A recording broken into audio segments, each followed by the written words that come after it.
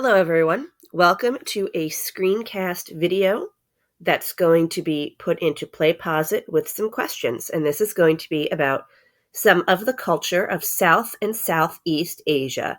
So you can pretend like you're sitting in class, listening to your teachers and looking at some of the really beautiful and interesting pictures and images.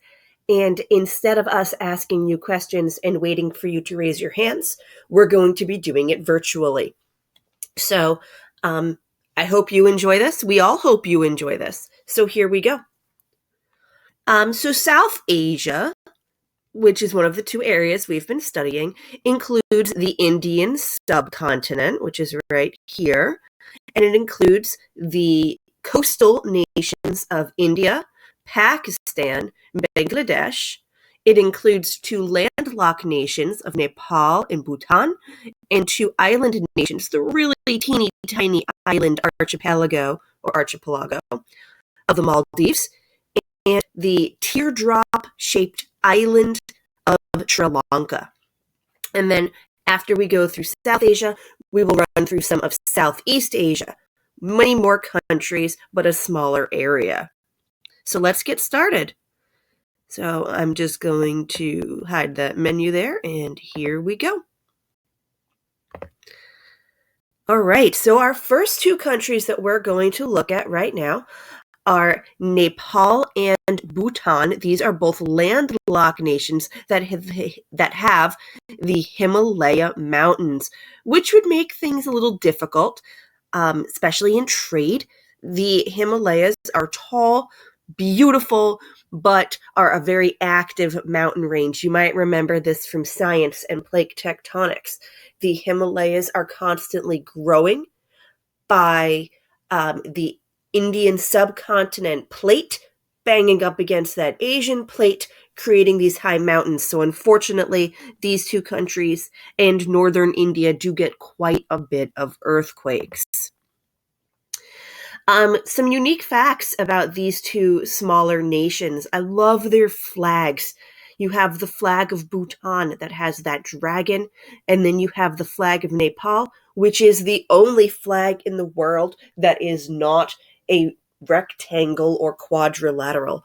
And over here, you can see some of those Himalayan mountains. Beautiful. Absolutely stunning. So Nepal's capital is Kathmandu. Nepal is becoming known as a huge tourist and shopping center with some really big shopping areas that they call bazaars. Kathmandu is actually in a valley, so you can see it's in a lower area between some of the Himalaya mountains. It's not very populated, Nepal, not a huge amount of people. They speak Nepali, sometimes called Nepalese. There are some gorgeous temples. Many people here are Hindu, and we'll talk about that religion a little later.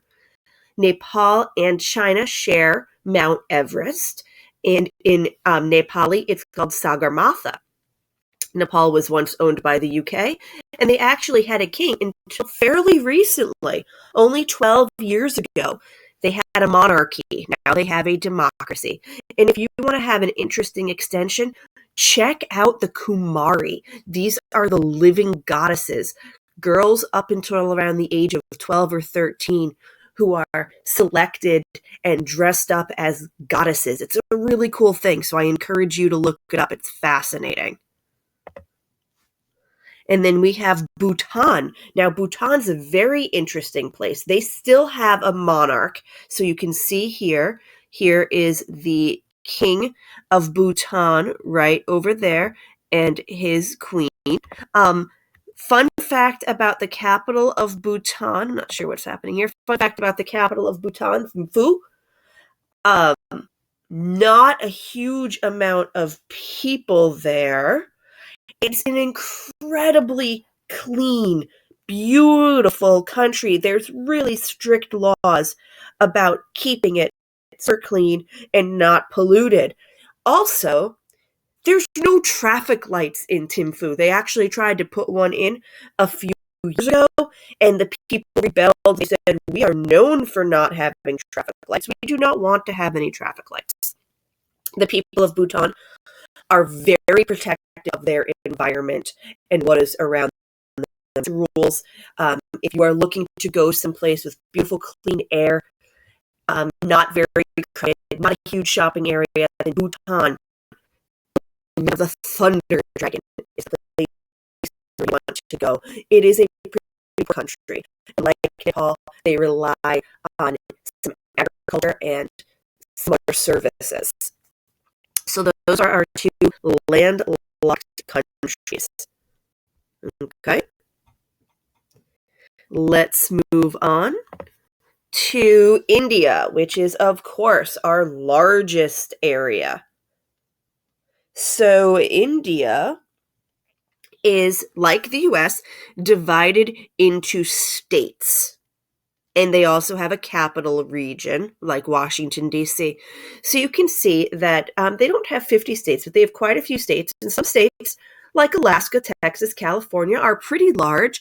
And some states over here towards Bangladesh are pretty small. And if you're wondering, why is there an empty space here? That's actually a different country. That is the country of Bangladesh. So many of these states are very unique in their own way. And we're going to talk about those a little bit more shortly. But wanted to point those out to you, that they have different states. And they also have some cities. And so here are some of our major cities. We're not going to go over all of them. One of the major cities is the city of Mumbai, which we will talk about. Calcutta over here on the coast. You'll see a lot of these are actually on the coast. Chennai, Bangalore, and then Delhi up here. Those are some of the major cities. So let's get talking about some of these. So the capital of India. If you're not sure of the capital of India is New Delhi. That is the capital city of India.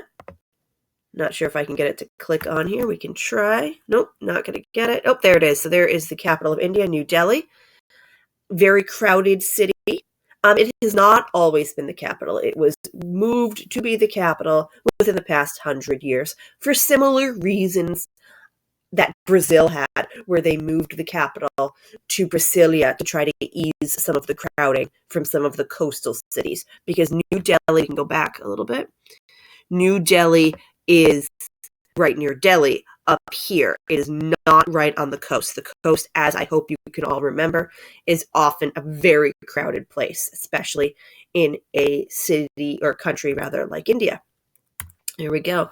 So some very cool places to visit in New Delhi.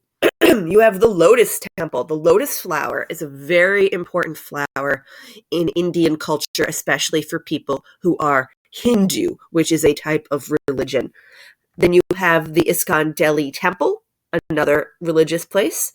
The India Gate, which if you're thinking, hey, that looks a little familiar, it does look a lot like a very similar arch in Paris, France, that was built by Napoleon. And the Red Fort. And the Red Fort inside has a huge shopping area. The Red Fort was also built by the same king or Shah who built the Taj Mahal, one of the most famous landmarks in all of India. So those are some beautiful places to visit right in New Delhi. So now let's head over to Mumbai. Mumbai, you can consider, is kind of like India's New York City. It's not the capital like Washington, D.C., but it is one of the largest cities, and it is a cultural center. The arts, fashion, movies. So maybe a combination of New York and Los Angeles would be a better way of putting this, is Mumbai. It's also called the Gateway of India, and it used to be called Bombay. It's actually made up of 7 islands that they filled in over time. And it is unfortunately known for being very, very crowded. And it is on the west coast of India, on the Arabian Sea coast. So it's actually closer to the Middle East than it is to, say, China. So speaking of being very crowded, let's take a look at this. So this is a population density map of India. India has the second highest population in the world. Who has the first? Yeah, it's China. I bet most of you knew that, and you said it as I said it. So look at this. If you look at our key here, you can see this darker color is the more people. So our coast, very crowded. Here's Mumbai, right down here. Here's more crowded areas. Chennai, Calcutta. This is Bangladesh over in here, but very crowded areas, even up into the Himalaya mountains. Very crowded areas, except this one area here on the west coast, kind of by Pakistan. What's going on there? Why is that not crowded? Do you know? Because there's a desert there, and it has two names. It's either called the Great Indian Desert, or sometimes it's called the Thar Desert. And it looks very much what you would expect a desert to look like. Now, I'm sure some of you saw these pictures, and the first words out of your mouth were camels. Yes, this region of India does have camels, and camels are still a very important part of culture in this area. In this area. Please do not think in Mumbai. No, they're definitely not using camels in Mumbai. Camels are found in the desert, and they are very practical animals. And one thing the camels are certainly used for, having a little tech difficulties. Here we go. One thing the camels are used for are moving heavy loads. And if you're wondering, well, why can't they just use cars or trucks or vans? Well, of course they do. But in rural areas where the roads may not be paved and sand and sandstorms sweep over the roads, that can really not be good for cars and trucks. Getting sand into the engines, no good. So camels are still used. In fact, they have become so celebrated that there are now pageants and festivals celebrating these camels. And one of them is called the International Desert Festival. And really, it's now a way to bring tourists into the region to help their economy. But yes, they decorate the camels. This camel is looking very happy to be decorated with flowers. They shape designs into the sides of the camels. It's like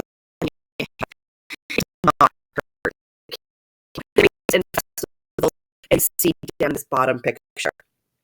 So that is one of the ways they've used their camels to bring in more money for their economy. So there's a little fun fact for you. So another really important physical feature, besides the Great Indian Desert, and stop for a minute and think about that. Great Indian Desert. Great as in big, Indian as it's in India, desert, because it's a desert. It's one of the easiest named places. But anyway, is the Ganges or Ganges River or Ganga River. And to many Indians who are Hindu, the Ganga River is seen as a goddess for the Hindu people, that the goddess of the sky, Ganga, came down to the earth and provided her abilities to the Indian people.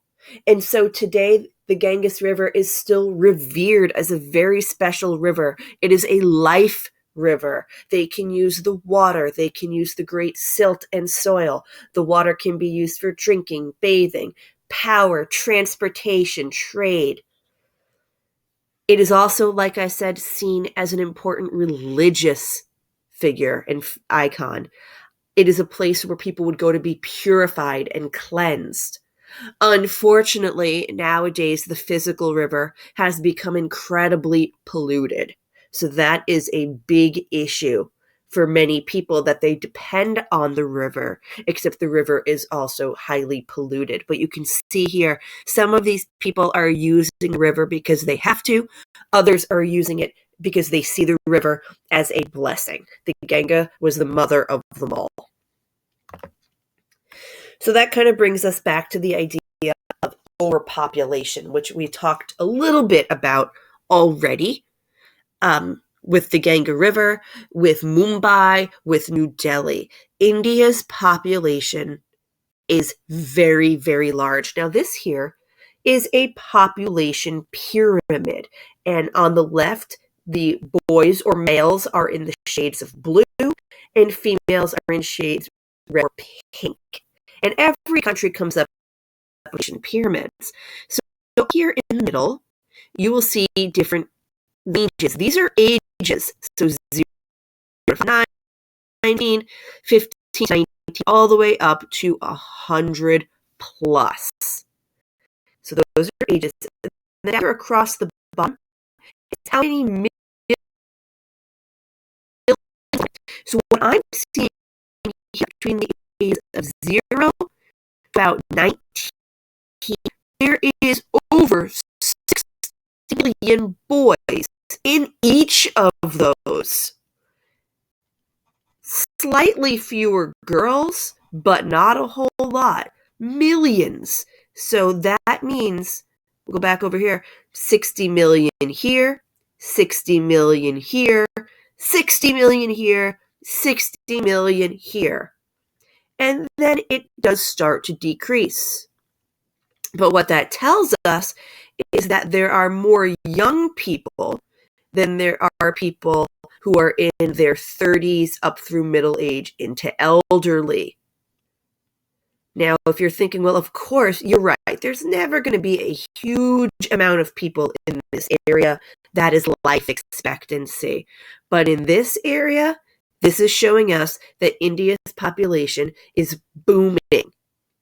And that is causing problems. It looks like it might be starting to level off a little bit, and we'll just have to keep watching it.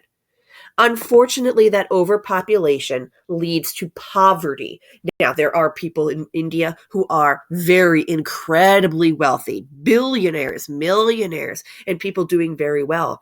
But there are also millions, possibly 1 billion of people of India who are very, very poor. And you can see people are clinging to their public transportation or living in slum areas in all the cities, New Delhi, Mumbai, Chennai, Bangalore, Calcutta.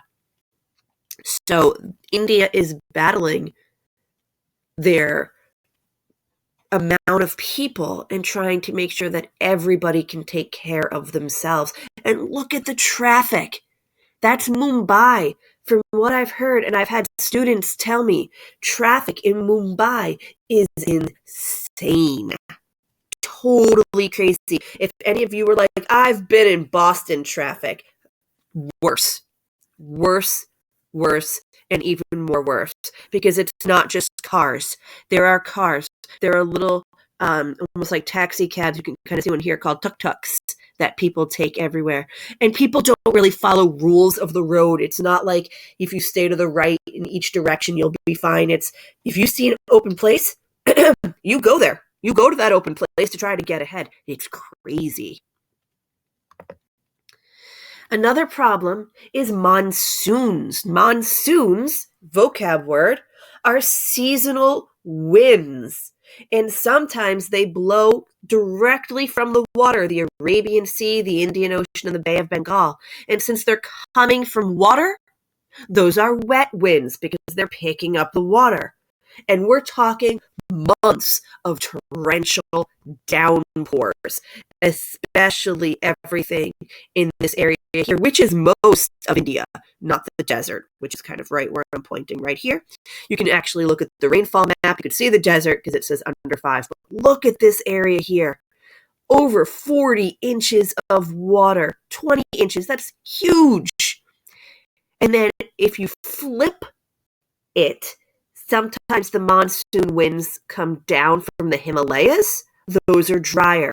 So India, part of Bangladesh, part of Pakistan, have that savanna climate where it's always hot. If you're wondering why, notice the Tropic of Cancer is right here. That should tell you why. So this is all tropical. So it's always hot, but then half the year it rains every day. And when I say rain, I mean rain. Like this. It causes huge flooding. And this is every year for months on end. And then you flip it, and a few months later, bone dry. Absolutely nothing. Can you imagine? I couldn't, personally. Bangladesh, we'll just skip over to there, another country next door to India, actually has it even worse. Now, this picture is not loading the way I want it to, but Bangladesh is where, oh, there it goes. It has the end of the mouth of the river, also the delta. You can see a bit of that triangle-shaped delta. So you have the flowing up, you have the Ganges River flowing down, and then you have these months of rain. And because Bangladesh is almost all coastal, it gets so much. The people in Bangladesh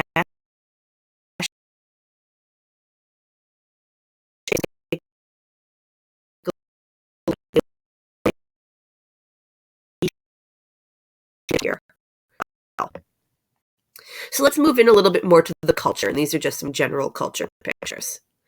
So languages of India are fascinating because almost every state has its own language. Could you imagine traveling to New Hampshire and speaking a different language in New Hampshire or Maine or Connecticut? And some states have more than one. There are over 19,000 languages spoken in India alone. 19,000? And 121 of them are spoken by over 10,000 people each. That's a lot of languages. And if you're going, well, how do anyone understand each other? 22 of the languages are considered to be official, which means that's what the government would use. So if you went into some places like an airport, you would see maybe the word departures as an airport word. You might see that in 10 to 15 different languages. And here is a color code of all the languages. And this does not include the language English, which is a language and one of the official languages. Many people speak Hindi. They will refer to that as the Indian language. It is a Indian language. There is no the Indian language. But that is spoken up in the north and central area. And one of the more populated areas, also where New Delhi is. Gujarati, over here on the coast, is a very commonly spoken language. Maharashtra, or Marathi, is a very commonly spoken language as well. Now, some of the languages are similar. So many people are fluent in more than one language, and they will tell you that Gujarati and Hindi are pretty similar, maybe like Spanish and Italian, or English and German, where some of the words do overlap and you can understand each other. But some of the languages are very, very different. For example, Tamil down here is a very different language than Hindi. And this chart over here just shows you the different languages, and you can see the vast majority of people do speak Hindi, which is that language that is right in through here. So absolutely fascinating, at least in my opinion. Now let's talk about religion. There are five major religions of South Asia. And you can see that Hinduism is the biggest one. And then you have Islam, Sikhism, Buddhism, and Christianity. And I kind of here put in parentheses the different the different countries that have the majority. So Hinduism, India, Buddhism, Nepal, Bhutan, Sri Lanka, Sikhism, India as well, Islam, Pakistan, Bangladesh, and Christianity in India. India, of course, is huge. Makes sense that it would have a lot of different religions. One of the major religions in India, the largest religion in India, is called Hinduism. And Hinduism believes that there is one God that takes on many different forms. So, in a sense, many different gods and goddesses. And the main tenet of Hinduism is the cycle of being born, living a life, dying, and then your soul or your spirit being reincarnated or coming back to life again. Not your body, not your physical body, your soul or your spirit. And the goal for Hindus is to eventually break the cycle so that your soul or spirit can rest eternally. But until that cycle is broken, Hindus believe in this kind of never-ending cycle called reincarnation. And I should add that it is not always going to be that a person's soul or spirit is reincarnated into a human form. You might be reincarnated into what is considered a lesser being, a different animal, even down to an insect. And usually that is if the previous life was not a very good one. And the goal is to work your way back up to human form to try to live that life. And the life, of course, is a life of goodness. Hindus, which, by the way, is the third largest religion in the world, also have holy books called the Vedas or Upanishads. And one of the ways to live a holy life is to earn good karma. Now, karma is one of those ideas that has come from India and spread to all of the world, really, especially the US. And you probably have heard of things like having good karma or having bad karma. And it's things like if you do something that is really good and kind and helpful, then something good and kind and helpful and positive will come your way. The opposite is also true. If you do something very negative, then something negative could happen to you. But the key to karma is that you can't do it intentionally. It has to be very natural. So if you say, you know what? I'm going to do all these really good deeds today and I'm going to earn good karma. Well, no, you're not. Because as soon as you think about earning good karma, you no longer earn it. I hope that makes sense. It just has to be something very natural. Something else that is part of Hindu belief is the idea of practicing yoga. And this is another perfect example of cultural diffusion, where people from all around the world have taken the idea of yoga, and now millions of people practice yoga. And I know some of you practice yoga with our very own Mrs. Eager. I practice yoga, and I know Miss Ellis also practices yoga. So you have 3 social studies teachers who all practice yoga together. Well, we don't actually practice together, but we all do yoga. And the whole idea of yoga is stillness, meditation, and calming your mind, even as you go through some of the asanas or some of the poses, whether it's tree pose or mountain or warrior one or upward dog or downward dog, or some of the cycles like the sun salutation that people do. The whole thing is to get your body moving, but also keep your mind very clear. That's why people talk about meditation and practice meditation. That is a Hindu aspect, and yoga calms the mind. So some of the major Hindu gods, let's see if we can't get this slide to advance. There we go. Some of the major Hindu gods, you have Ganesh, who's pretty famous. Many people recognize the god of Ganesh, often the elephant, and you can see right here. Shiva, god of death and destruction. Krishna, often seen with blue skin, is love and compassion. Rama is the god of truth and perfection.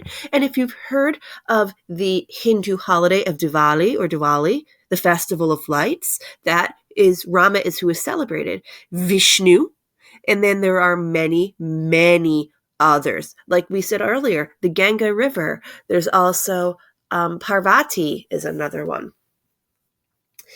And Hindus often have temples, and many Hindus will actually have maybe a small temple or shrine or altar in their own homes, but there are many beautiful Hindu temples. The architecture is amazing. So that's one of the major religions. And something that goes along with this religion is the caste system.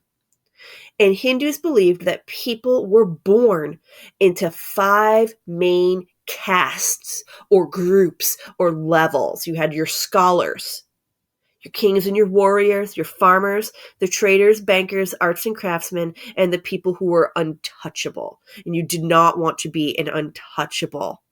But this was only for people who were Hindu. This was not for people who were Muslim, Jewish, Christian, Buddhist, Sikh, or anything else. This was a Hindu belief system. And you were born into your caste. And that couldn't change. You could not move up into the caste or down into the caste. You were born into it. You were born into it. Your parents were born into it. And there were some pretty strict caste rules. You could only marry people within your own caste. And Hindus in India were known for arranged marriages. And this still exists somewhat, not as much, but maybe you know somebody who's had an arranged marriage. Maybe, I don't know. Your job, where you lived, even some of the color and style of your clothing and the material, all depended on your caste. It didn't matter if you were one of the world's smartest people, if you were born into this pariah caste or the untouchables, then you were not permitted to get an education. That was not meant for you. And it did not matter if you were in this ruling caste and you were not a very good ruler. It didn't matter. It's how you were born, not what your abilities were. Now, if we go down to these pariahs, you might see outcast. Yes, that's where the word outcast comes from. People who are outside or cast out. Get it? The word outcast. We still use that word today. Technically, the caste system is no longer. You do still see traces of it, especially in some of the more rural areas of India. You're not really going to see this in Mumbai or Chennai or Calcutta. You're going to see this in more of these smaller villages where there might still be a pretty clear line. And if any of you are from India or you know people from India, maybe they would tell you or they would know what their caste was, even though it no longer exists. It's very interesting to think about. So let's move on to another religion, and that is the religion of Buddhism. Buddhism and Hinduism are very similar ideas. Buddhism came from Hinduism. Hinduism is older, and Buddhism actually focuses on a single person, Siddhartha, who was the Buddha. Picture me speaking this in all capital letters. And the Buddha is known as the only person who has ever achieved nirvana in the first try. So Buddhists, like Hindus, believe in reincarnation, the idea of your soul or your spirit coming back again and again and again, trying to achieve the perfect life. And in Buddhism, they call that nirvana.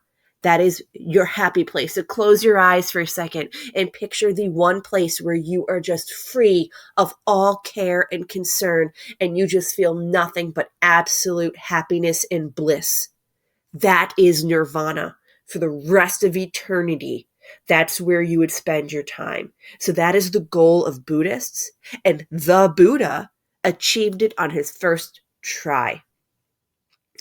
And if you notice the Buddhist wheel, that kind of symbolizes the idea of being never ending, no start or no beginning. Everything just keeps going. And Buddhists also have these absolutely beautiful, stunning temples. You see them in India, and you're going to see them more when we get to South Asia. And so here you have Buddha sitting under the Bodhi tree, which is very important. You'll notice here it says that there's 8 paths. Buddhists believe in 8 ways or 8 things to do to try to earn that eternal nirvana. So you have to have peace and understanding, peaceful thought, peaceful speech, peaceful actions, a peace in job, in your effort, in being mindful, and in how you think. So your whole life. So that is Buddhism. I also found the Buddhist color wheel because Buddhists find color to be very important. So that is something else that is considered in Buddhism. Another religion often found in India, is called Sikhism. You know, it looks like Sikhism, it's Sikhism. And if you practice this, you are a Sikh. They believe in just one God, not multiple gods like Hinduism or Buddhism, just one God, similar to people who are Muslim or Christian or Jewish. They pride themselves on being non-violent and practicing equality for everybody. Many Sikhs and many Hindus and Buddhists too do not eat meat because they do not want to harm any other being in the world. I should have mentioned that earlier. And in the Sikh tradition, there are 5 articles of faith. One thing is for men to have uncut hair, which is why many Sikhs wear a turban to keep their hair out of their faces and to keep it clean. And that is why many Sikhs also have long beards, the men, of course. Many will also have a comb to remind them of being clean and having cleanliness, a bracelet, a steel bracelet to remind them of God and how he is the beginning and the end, a sword. And here you can see a little corner of the sword. Hopefully you can see it. If I put the pointer on again, the sword, I'll move this over. You can see the sword to protect the weak, not to protect themselves, but to defend others. Usually this is not used. It's more ceremonial. And a special article of clothing to remind them of practicing self-control. They did not have the caste system because everybody was equal. And they tried very hard to not have any bad habits. And you might notice in both pictures the golden temple. That is the icon of the Sikh religion. Very beautiful. So those are some of the major religions that started in India. India also has many people who are Christian and Islam. And I'll quickly just go through these. Christianity brought over by Christian missionaries and traders and travelers from Europe. Christians believe in a single God and follow someone called Jesus. In Islam is mostly in Pakistan and Bangladesh, but there are people in India and Sri Lanka, Nepal, Bhutan who are Islam. If you follow Islam, you are called a Muslim. That's why you hear those used kind of at the same time. They also have a holy book. They follow the Prophet Muhammad. They worship in a mosque, which is similar to a church or a synagogue or a temple. And let's take a look at these main beliefs. You might notice something similar. One God, prayer, money for the poor, fasting during Lent, fasting during Ramadan. And this year, Lent and Ramadan and Passover in the Jewish tradition all lined up almost within a few days of each other. It's very interesting how that happened. And they also, of course, have their holidays. In Christianity, people who are Christians believe that Jesus was the Son of God and that he rose from the dead, and that was Easter Sunday. People who are Muslim say that Jesus was a very important person, but they more follow Muhammad the Prophet. So all of those religions you would find in South Asia. A very brief history. India and South Asia's civilizations have been around for a long time. Not quite as old as Egypt and Mesopotamia, but still pretty old. And no surprise here, they developed along the river valleys. You know how important rivers were for people. And here it's no different. And in this picture here, you can see the remains of an ancient thousands-year-old civilization called the Harappan. In fact, if you look here, you can see it right there. So archaeologists are excavating to learn more about these people. They've had many civilizations, many kingdoms, many small areas, many people who tried to unite them over the years. They were also invaded by people like Genghis Khan and Alexander the Great, and these great conquerors. The Europeans start showing up right around the night after Marco Polo. You know those explorers, Vasco da Gama. You know about how Pizarro went to South America. Well, here's Vasco da Gama. He sets up trade. You may have heard of the British East India Company. And then, of course, in India itself, you have major movements like art that are happening. And you can see the Taj Mahal, one of India's probably most famous buildings, up there with the Statue of Liberty, Christ the Redeemer, the Eiffel Tower, the Colosseum. These are one of these iconic, the Great Wall of China, just an iconic building. And it was built during the Mughal rule of India. And there was a lot of art and architecture and literature that was happening. So, no surprise here.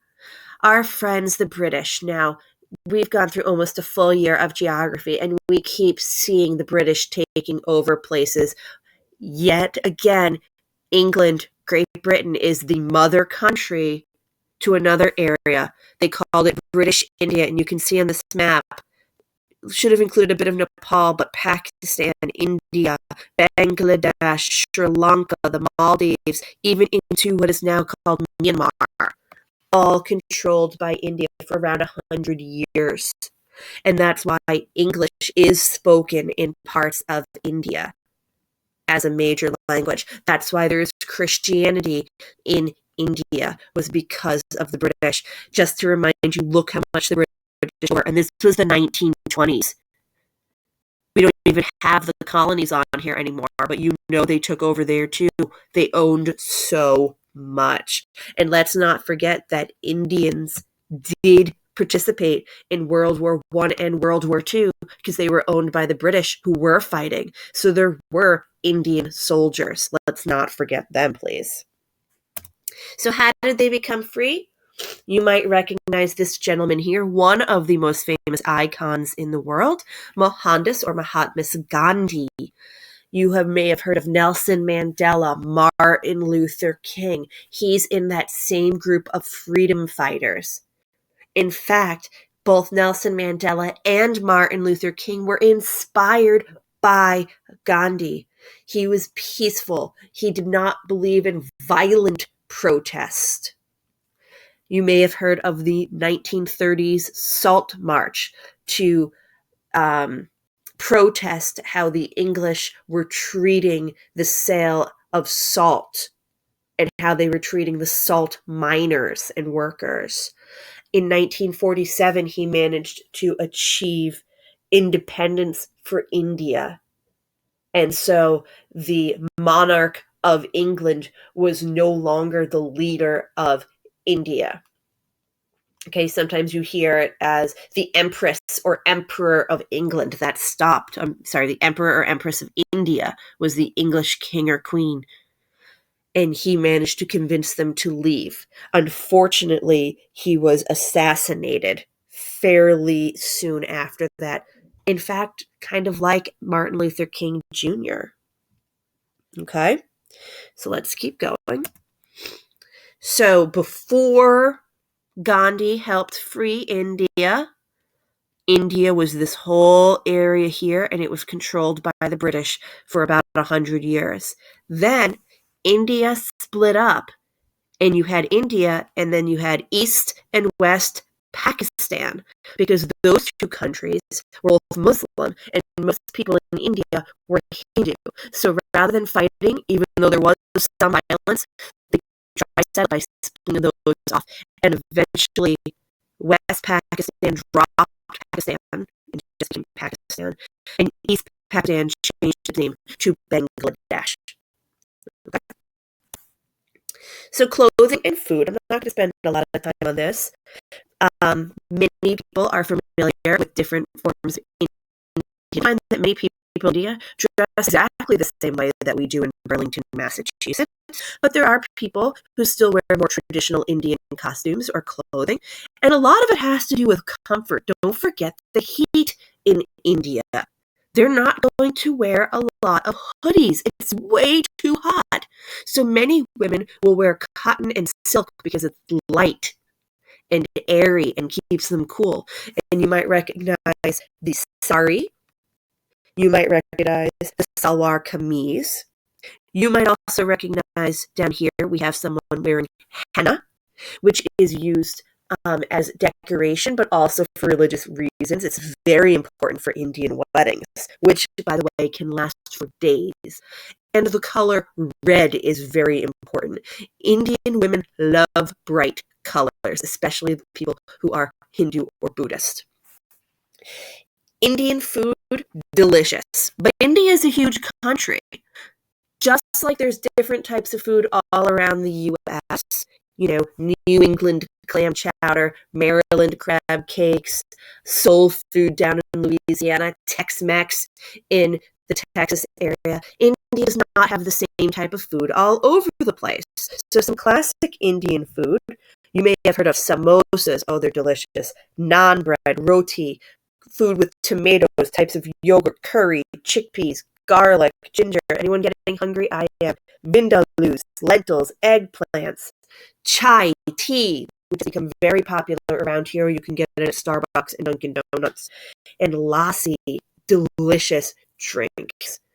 And of course, if you go to India, could you get Italian food? Of course you could. India is a huge country. There are many different restaurants. Go to Mumbai and you can find just about anything, just like you can around Burlington and Boston and New York. But delicious Indian food. If you're hungry, go and eat something. It's okay. I'll give you permission. How can we not mention Indian dance and the arts? Oh my goodness. Indian dance is absolutely beautiful. You may have seen some of it. In Bollywood, it's a spin of Hollywood, except with the B. Okay? And India is known for its movies. Something I should say about Indian movies, it's very much incredibly long, and they are famous for having dance parties kind of in the middle. Even if it's a serious movie, say about a war, and a few times in the middle of the movie, people will just break a song and dance. It's almost like every movie has a little bit of a school musical in it. So that's just kind of a fun fact. If any of you have ever seen Bollywood, people are nodding their heads going, oh my gosh, yes, and they just start singing and dancing.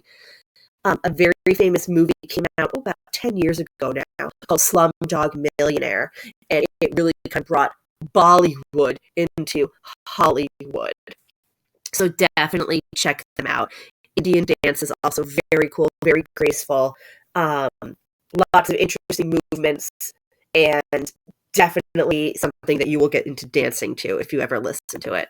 There are some fun facts as we wrap up India. Up on the top left, you will see one of the national sports of India is the sport of cricket. Looks a little like baseball, very intense and a lot of fun. You'll also notice the bottom two pictures have cows. So what's the deal with the cows? Well, Hindus, as you might remember me saying, do not eat meat, and the cow is considered a sacred animal. So you will see statues of cows, but cows also tend to roam around wherever they feel like it. And yes, that includes in the middle of big cities. And you are not to bother the cows, but yes, that is a fact. Also, India is a democracy. So in this top picture here, you see the president and the prime minister, Kovind and Modi, shaking hands with each other. They work together. India is one of the world's largest democracies. All right. So really fast, let's kind of run through Sri Lanka and the Maldives. These are both island nations right here. And if you look, check out the Maldives. Isn't that crazy looking? All these teeny little islands for them. And I love the Lion of Sri Lanka. Okay, so Sri Lanka. Okay, here's the fun thing. The cultural capital is the city of Colombo, but the major capital, where the government now lives, is this right here. I'm going to try it. Sri Jayawardenepura. I think most people just call it Sri Kot. It used to be British. It's getting better. They actually had a huge civil war there for about 20 years between two different ethnic groups. You can see it here. You had the Tamil and the Sinhalese were kind of fighting each other. And then another fun fact about Sri Lanka is that in a very traditional way, some fishermen still practice the art of stilt fishing. Now, that's not everybody, but it is part of rural culture. So that's a fun fact. And then you have the Maldives. The Maldives are simply gorgeous. They are an archipelago country of tons of tiny islands. Unfortunately, the Maldives are disappearing due to global warming, and the seawaters rise and these beautiful lands are being covered up. Fishing, obviously, is a major way to make money, but the biggest way to make money is tourism, because the water is warm, clean, and beautiful. So if you think that these pictures are amazing and gorgeous, try it up soon before they're gone.